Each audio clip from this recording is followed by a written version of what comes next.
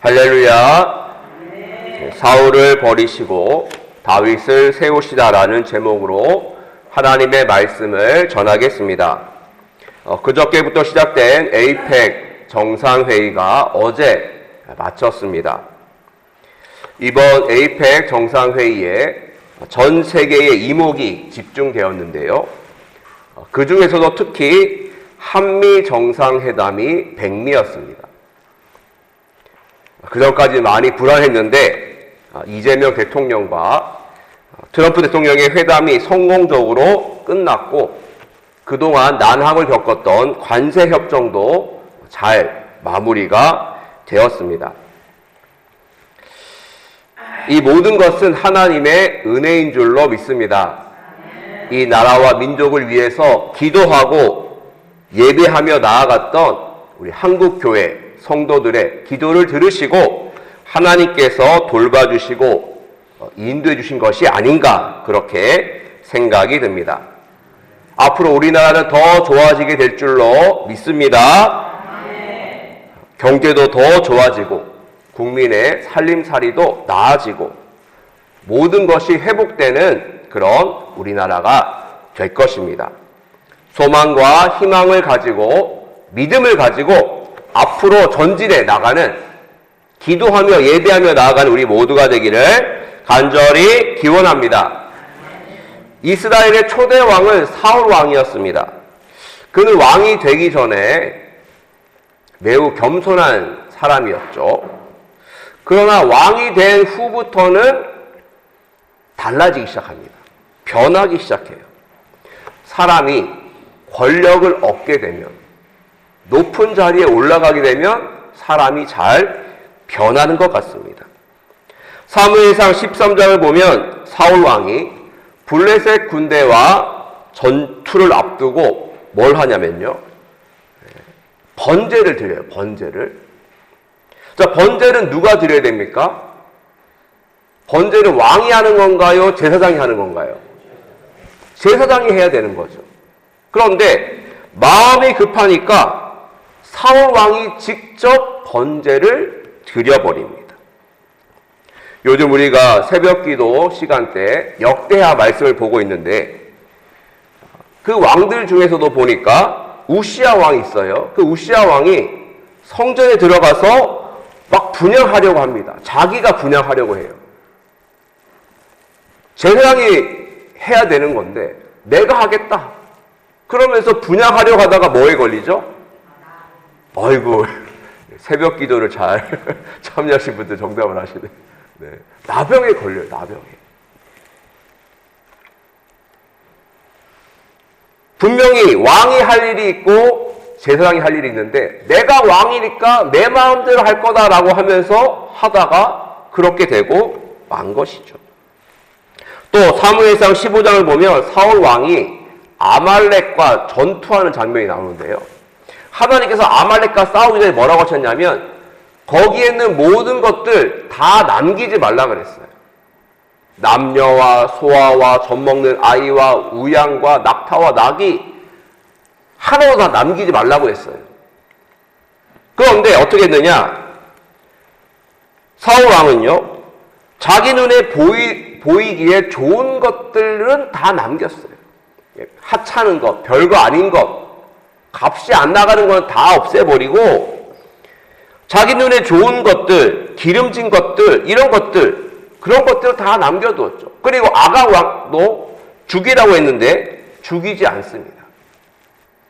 하나님의 명령, 하나님의 말씀도 귀에 들어오지 않는 거예요.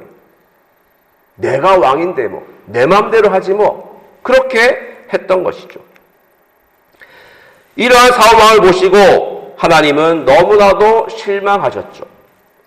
그래서 이렇게 말씀하시는데 사무엘상 15장 11절 말씀 같이 볼까요?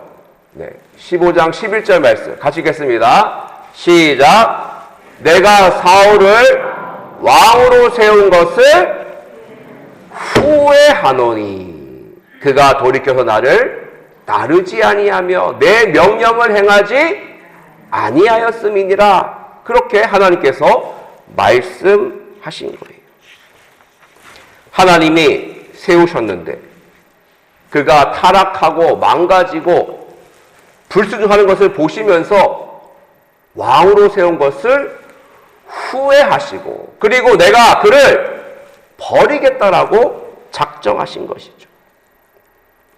결국 사울왕은 어떻게 됩니까? 나중에 보면 길보아 전투에서 참 불쌍하게 비참하게 최후를 맞이하게 되죠.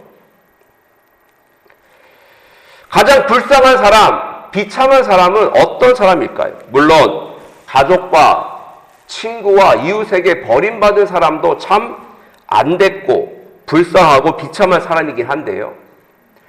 가장 비참하고 불쌍한 사람은 하나님이 포기한 사람, 하나님이 버린 사람이에요. 사울왕처럼 그런 사람이 가장 불쌍하고 비참한 사람인데 사울왕이 그렇게 되고 말았던 것이죠. 사랑하는 성도 여러분, 우리는 하나님이 포기하고 버린 사람이 아니라 내가 너를 보니 너무나도 좋다, 흐뭇하다, 내가 너를 사랑한다, 그렇게 주님께로부터 사랑받는, 주님의 사랑을 충만하게 받는 우리가 되었으면 좋겠습니다. 자, 사울왕을 포기하신 하나님은요, 사무엘에 이렇게 명령하시는데 16장 1절 말씀 보시면요, 이렇게 말씀하세요. 내가 사울을 버렸다. 그러니까 너희는 이제 새로운 왕을 뽑을 테니, 새로운 왕을 세울 테니 그를 찾아가서 기름을 부어라 라고 말씀을 하신 거예요. 그래서 사무엘은 그 명령에 따라서 가게 됩니다. 베들레헴 사람 이새에게로 가죠. 하나님의 명령에 따라서 그곳으로 간 것이에요. 여호와께 제사를 드린다고 하면서 이새와 그의 아들들을 초청합니다. 특별 손님으로 초청한 것이죠.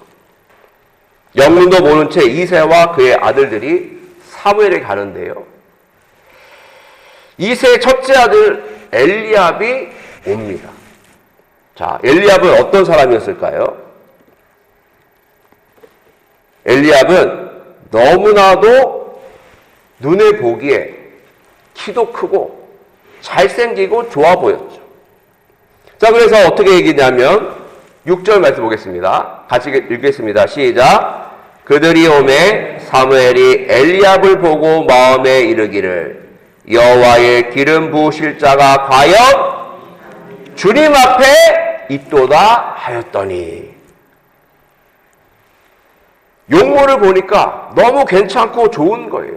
아, 이 사람이구나. 바로 이 사람이 하나님께서 세우실 왕이 될 사람이구나 라고 그렇게 판단을 했던 것이죠. 사무엘의 눈에, 사무엘의 기준에 엘리압이 너무나도 맞았던 거예요. 자, 그런데 하나님께서는 사무엘과 다른 생각을 하셨죠. 자, 7절 말씀에 보니까 이렇게 하시죠. 그의 용모와 뭘 보지 말라? 키를 보지 말라. 내가 이미 그를 버렸노라. 내가 보는 것은 사람과 같지 아니하니 사람은 외모를 보거니와 나 여호와는 무엇을 보신다고요? 중심을 보느니라. 하나님께서는 중심을 본다라고 말씀하시면서 엘리압은 아니다라고 말씀을 하신 거예요.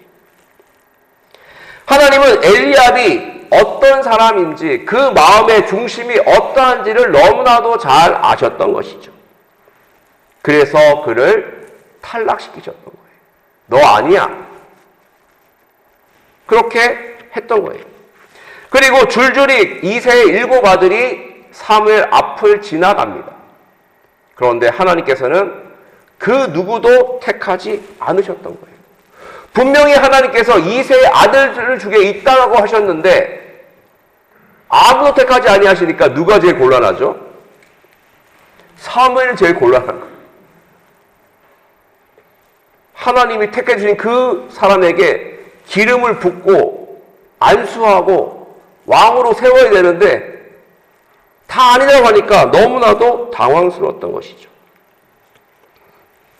사무엘이 이새에게 마지막으로 질문합니다. 11절에 보니까 또 사무엘이 이새에게 이르되 내 아들들이 다 여기 있느냐 그래. 그럼 이새가 말하죠. 막내 아들 하나 있습니다. 왜 안 왔느냐? 지금 사람이 없으니까 양을 지키고 있다. 그렇게 얘기한 거죠. 그러니까 사무엘이 이렇게 말하죠. 데리고 오라. 그가 오기까지 내가 식사 자리에 앉지 않겠다 하죠. 그래서 결국 사람을 보내요. 다윗을 데려오는데 그의 빛이 붉고 눈이 빼어나고 얼굴이 아름다웠는데 더 아름다운 것은 그의 마음 중심이었던 거예요. 하나님께서는 말씀하십니다. 이가 그니 일어나 기름을 부으라. 그래서 사무엘이 기름 뿔병을 가져다가 그에게 붓죠. 그리고 다윗은 여호와의 영에 크게 감동되어 그때부터 왕이 될 수 있는 그 준비를 하기 시작합니다.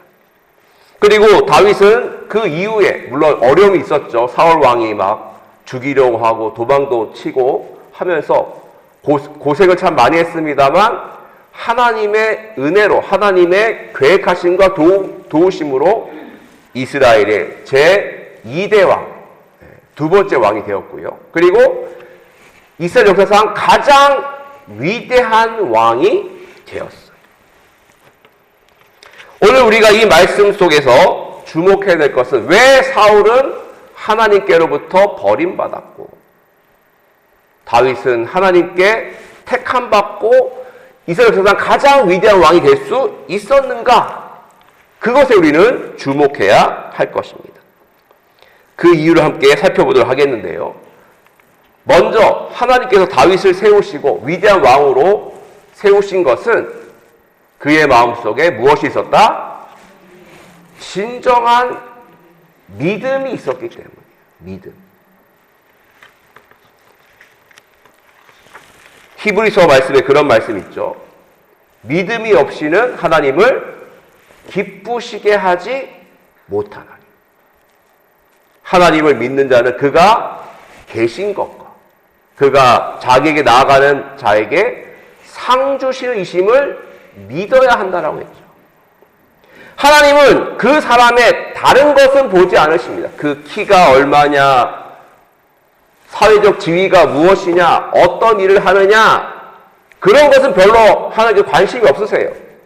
재산이 얼마냐, 얼마 높은 자리에 올랐느냐, 그런 것은 관심이 없으십니다. 오직 하나님을 보시는 것은 그 마음속에 진정한 믿음이 있느냐, 이것만 보시는 거예요. 믿음이 있으면 기뻐하시고 믿음이 없으면 슬퍼하시는 것이죠. 이 다윗이 얼마나 믿음이 좋았냐면요. 그 뒤에 보면 블레셋 장수 골리앗과 싸우는 장면이 나오지 않습니까? 사실 골리앗이 워낙 크고 강해 보이니까 그 누구도 골리앗 앞으로 나아가는 사람이 없었습니다. 형들에게 무엇을 전하려고 신분을 왔던 다윗은 골리앗이 하나님의 이름을 욕하고 이스라엘을 만만하게 보면서 거만하게 그렇게 하는 모습을 보면서 의분이 일어났어요. 의로운 분노가 일어났습니다. 그래서 사울왕이 나가게 해달라고 하죠. 그러니까 안 된다. 너 힘도 없고 너 소년인데 어떻게 저 큰 골리앗과 싸울 수 있을까? 안 된다라고 했습니다만 다윗이 이렇게 말해요. 뭐라고 하냐면 나는 사자와 곰도 쳤습니다. 그리고 이 하나님을 모욕하는 하나님의 군대를 모욕하는 이 골리앗 짐승의 하나와 같이 될 것이다. 내가 그를 반드시 넘어뜨리겠다. 쓰러뜨리겠다고 말한 거죠. 그리고 이런 믿음이 있었어요. 하나님께서 나를 사자의 발톱과 곰의 발톱에서 건지셨는데 저 블레셋 사람 통해서도 나를 건져 내실 것입니다라는 믿음을 가지고 나아간 거예요. 믿음을 가지고. 무기 막 큰 거, 칼과 창을 가지고 방패를 가지고 나간 것이 아니라 하나님이 나를 도우신다. 나를 이기게 하실 것이라는 믿음과 확신 가운데 나아갔던 거예요. 그래서 결국 그 물맷돌을 던져가지고 골리앗을 쓰러뜨리고 승리하지 않습니까? 하나님은 다윗의 믿음을 보시고 그 믿음을 보시고 그를 이스라엘의 왕으로 또 가장 위대한 왕으로 세우신 거예요. 오직 믿음만이 하나님을 기쁘시게 한다는 것을 기억하며 우리 모두도 오직 믿음으로 주님께 나아갈 우리가 되었으면 좋겠습니다. 자, 하나님께서 다윗 택하신 둘째 이유는요, 그가 적은 일에 충성하였기 때문입니다. 적은 일에 충성하였기 때문에. 다윗은 2세의 막내 아들이죠. 요즘이야 막둥이가 사랑도 많이 받고 그렇게 합니다만 예전만 해도 막내는 사랑받지 못했습니다. 혹시 막내이신 분이 계신가요? 네. 다 장남이셨군요. 장남, 장녀셨군요. 네. 예전에 막내는 좀 많이 부모님의 관심에서 멀어져 있었는데 다윗도 마찬가지였어요. 다윗도 막내였고요. 아버지 이새에게 관심과 사랑받지 못하던 그런 자녀였습니다. 얼마나 관심이 없었으면 다른 아들 다 데리고 갈 때 야 너는 저기 가서 양이나 쳐 그러면서 보냈지 않겠습니까? 사실 존재감이 없는 그런 아들이 바로 다윗이었어요. 존재감이 없었어요. 사람이 다른 건 잘 몰라도 내가 사랑받고 있는지 관심받고 있는지를 너무나도 잘 압니다. 그렇죠? 내가 집에서 사랑받고 있구나, 관심받고 있구나, 그걸 다 알아요. 다윗도 자기 자신이 집안에서 찬밥이고 관심 밖에 있다는 것을 너무나도 잘 알고 있었습니다. 또 양칠 일이 얼마나 어렵습니까? 양떼를 거느리고 이리저리 풀밭을 찾아다녀야 되고요. 또 사자나 곰이 공격하면 목숨 걸고 양을 지켜야 하는 것이 바로 자기 일이었어요. 사실 매일 힘들고 어렵기만 하니 고생이 컸고요. 힘들고 어려웠을 것입니다. 하지만 그럼에도 불구하고 다윗은 자기가 맡은 일에 최선을 다했죠. 주목받지 못하고 사랑받지 못했습니다만 자기가 해야 할 일에 최선을 다하고 충성을 다했던 거예요. 어떤 사람이 위대한 사람이 될까요? 적은 일에 충성을 다하는 사람이 훌륭한 사람, 위대한 사람이 되는 줄로 믿습니다. 그래서 주님께서는 그런 비유를 하셨죠. 달란트 비유에서도 내가 적은 일에 충성하였음에 내가 많은 것을 내게 맡기리니 내 주인의 즐거움에 참여할지어다라고 말씀하셨죠. 적은 일에 충성을 다한 사람이 하나님께서 귀하게 보시는 사람인 줄로 믿습니다. 우리에게 주어진 많은 일들이 있습니다. 가정에서, 직장에서, 사업장에서, 또 지역과 교회에서 우리가 맡을 사명과 직분과 역할들이 있어요. 그것이 크든 작든 허드렛 일이든 중요한 일이든 상관없이 내가 해야 할 일, 내게 맡겨진 사명에 다윗처럼 최선을 다하시고 충성을 다하시기를 바랍니다. 적은 일에 충성할 때 주님께서는 우리를 칭찬하시고 잘하였도다 충성된 종아 칭찬하실 것이고요. 주인이 베푸는 그 천국 잔치, 하나님 나라 잔치에 우리 모두 다 참여하게 될 줄로 믿습니다. 마지막으로 하나님께서 다윗 택하신 셋째 이유는요, 그는 진정으로 잘못을 인정하고 회개하는 사람이었기 때문입니다.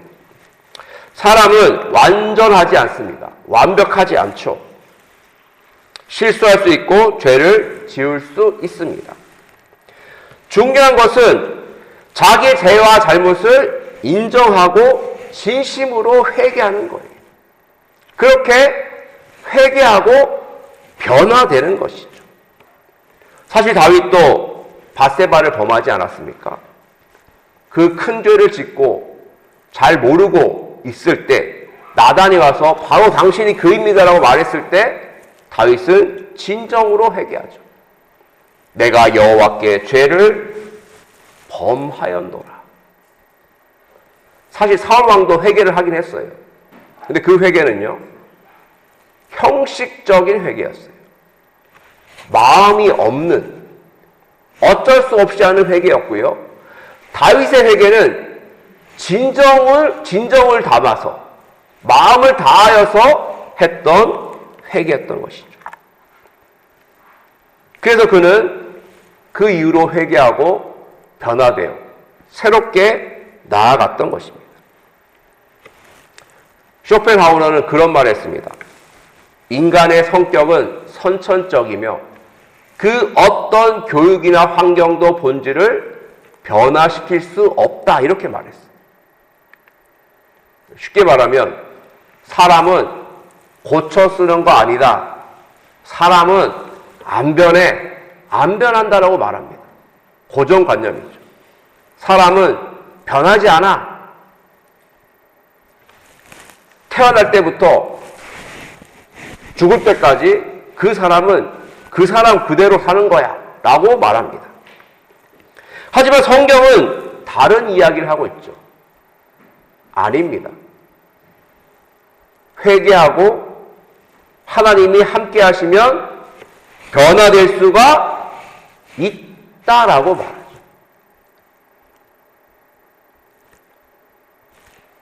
변화의 가능성이 있다는 것을 성경은 말하고 있는 것이죠. 그래서 하나님을 만나고 자기의 죄를 깨닫고 회개하고 변화를 위해 한 걸음을 내디딜 때 진정한 변화가 시작되는 것이죠. 우리가 잘 알고 있는 삭개오시 마찬가지였죠. 예수님 만나기 전에는 그저 부자로서, 세리로서 권력과 권세를 누리면서 살았습니다만 예수님 만난 뒤에는 변화돼요. 자기 죄를 회개하고 내가 다른 사람의 것을 억지로 빼앗은 것이 있으면 네 배로 갚겠습니다. 내 재산의 절반을 가난한 사람들에게 내어주겠습니다라고 말하면서 그렇게 변화되는 모습으로 나아갈 수 있었던 거예요. 하나님께서는 다윗을 택하시고 그를 가장 위대한 왕으로 세우셨습니다. 그에게 진정한 믿음이 있었고 작은 일에, 적은 일에 충성하였고 회개하며 새롭게 변화되어 나갔기 때문에 하나님은 그를 그렇게 세우신 것입니다. 마지막으로 사도행전 13장 21절 23절 말씀 보시면요, 같이 읽을까요? 시작.